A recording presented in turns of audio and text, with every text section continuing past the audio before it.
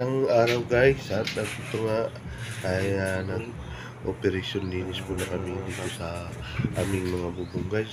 Sobrang kapal na ng mga dahon kasi dito sa amin guys, dito talaga marami talagang puno pa dito sa likod namin kaya yung mga dahon guys ng mga akasya, mga mahogany ay dito na po kami sa bakuran namin, kaya nasasalo ng mga bubong ng bubong sa aming bahay guys. Kaya ayan, nag-operasyon na linis muna kami ng bubong para sa ganun ay iwasan din ng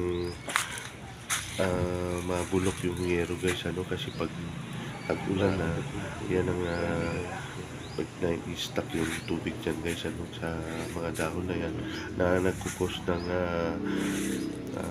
corrosion o kalawang ng yero, at yun ang maging dahilan ng madali siya mabutas guys. Kaya naisipan namin ngayon maglinis muna ng bubong guys para sa ganun ay may prepare para bago pa kumapit yung tagulan guys. So guys, yan lang maraming salamat ulit sa inyong pagsubaybay at panunod ng aking mga video. Don't forget, I'm the only one you love.